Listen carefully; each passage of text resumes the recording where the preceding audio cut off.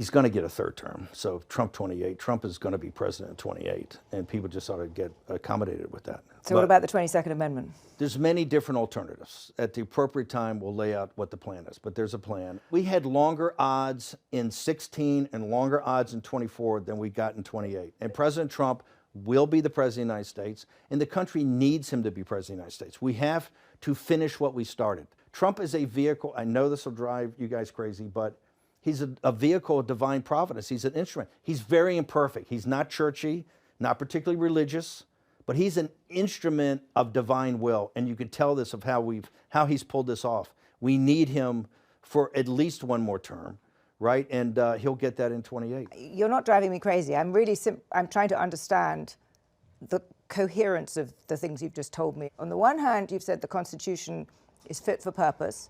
Secondly, you've said that President Trump needs another term, even though the 22nd Amendment makes pretty clear that he cannot have another term. Why does it make that clear? Because he's on his second term already.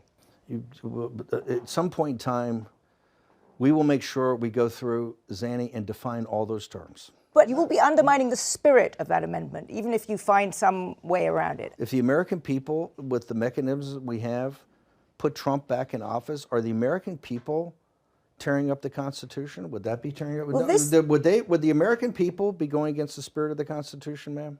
I think yes, actually, because I think what you will end up with is a populist justification for a quasi-dictatorship. That's not true at all. Trump That's what it sounds like. It's not. Trump is a dictatorship. Did you just see the compromises he had to make on the big, beautiful bill? You see the compromises he has to do on everything, on accommodating Zelensky, on what President Trump. President Trump is nothing but a series of negotiations to kind of keep this thing rolling forward, where he's having trade-offs all the time. But Steve, you've just spent the last 20 minutes telling me we have to smash the other side. There's no room for debate. There's no room for compromise. We must smash them. And now you're telling me this is a negotiation. I mean, that's no. I guess that's why it seems to me some kind of tension there. First off, the only way President Trump wins in 2028 and continues to stay in office is by the will of the American people. Okay? And the will of the American people is what the Constitution embodies. And so I think we're going to be in good hands there. We need to finish what we started.